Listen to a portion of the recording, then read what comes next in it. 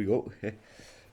I thought myself we try something out with the old Bitwig studio version as the 5 is coming.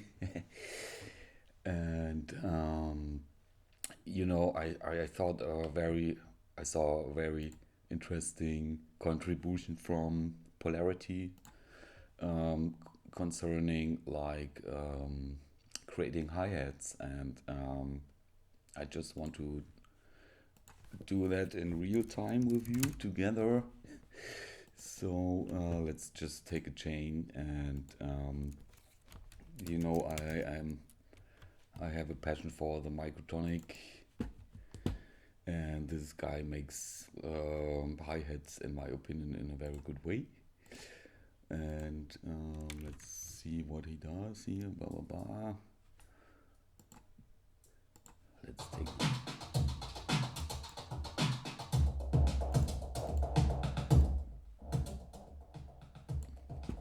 Okay.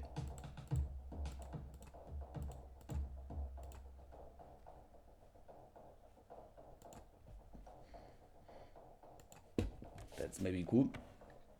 And but what I maybe want to do is having more interactivity here, as I think for myself, let's maybe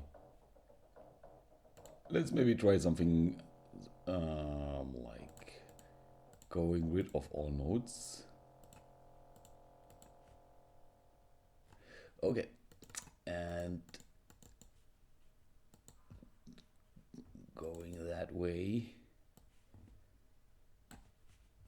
so that I give the Microtonic the input, and then later on I can put that sequencer stuff on top, like, I mean, it sounds weird. Okay, let's make it a little bit more hi-hat.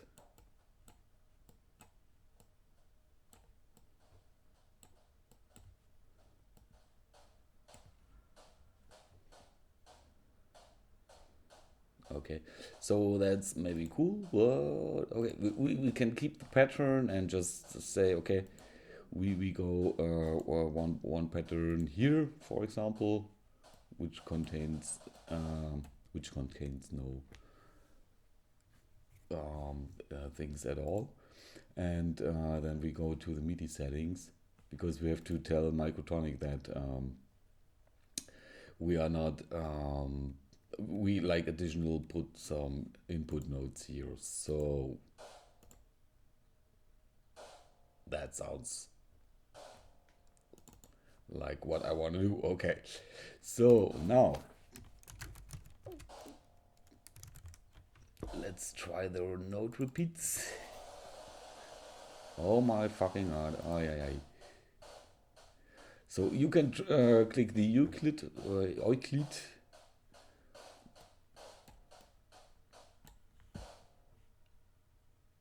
By the way, Euclid was a mathematician, and he came up with a lot of interesting solutions in a mathematical way, and we still benefited in our society and nowadays.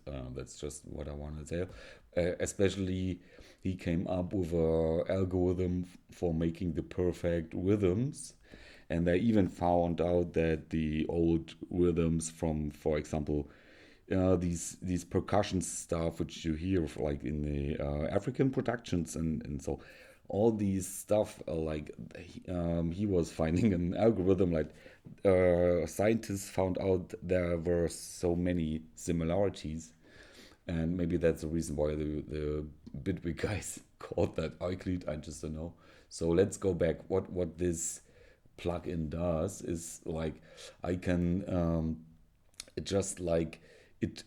I have one note here in that MIDI clip, and that is played. In between that, when this note is played, this plugin comes and splits it in different parts in an Euclid way, and you can define yourself that there you have like a buffer, and you can just rotate that buffer and give it like a density what is triggered. Yeah, so that brings you to the possibility of saying, for example, if I want to have to modulate this, I can, for example, say I take this density, yeah, you can see here, and then I have a I call this hi-hat plugin, for example, and okay, then we go here just to impress you more, hopefully,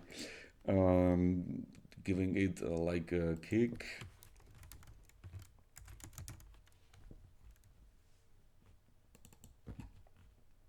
And here's, for example, you have ways where you can build your own kick with Bitwig. There is a video from Polarity, and I just do it for purposes like presentation purposes, yeah, and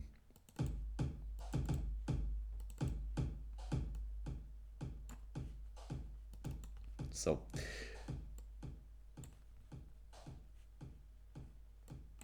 I hope you can hear this. So, okay, now you can just take this density knob, which I was just mapping around here with the chain. You have seen it.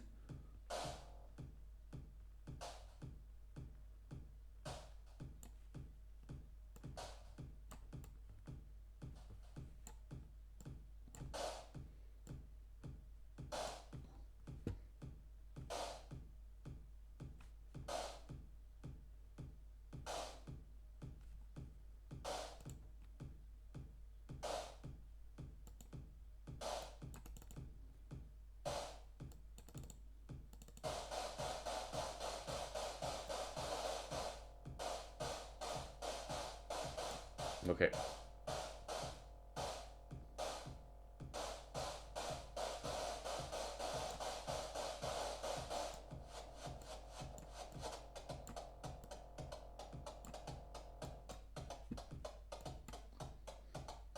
Okay, that's a good thing. You have really just double click here and here the gate, and because that's the time how long the trigger goes, which you see here. And now there we go. So we have now a hi-hat. Okay, you can adjust like a little bit here, like in. Okay, let's make it like this. Now let's map this one to the. Okay, so what you now have is like a hi-hat plugin where you can go in and say at the start of your mix, it just makes something like this here, and you can just put down the envelope. So, but you can raise it like you have a long sound, yeah, which is incredibly useful for making breaks and something like this, yeah. And what you even can do is now given more density.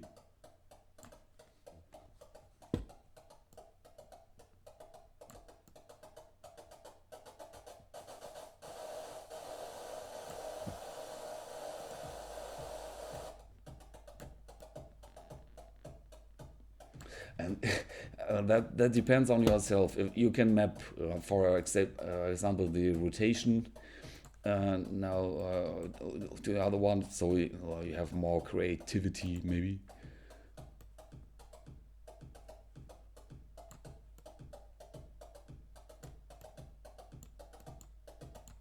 And so on, yeah. So that's up to you, because in Bitwig you can just say you adjusting one of these parameters here, and now you see that Bitwig is automatically assigning this to a knob, which you can map, yeah, right. So let's take this one here. It's already mapped. Then I'm pressing this button, then this button, and then I'm good to go. Yeah. So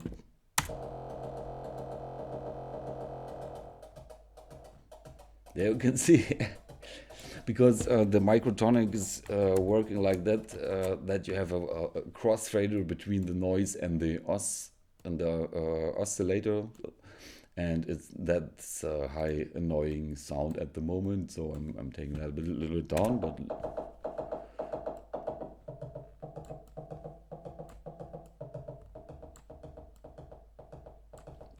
okay. So and even that you can just map this one,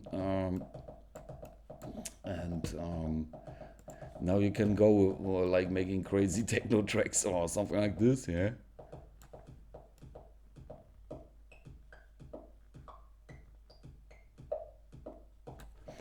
And stuff like that.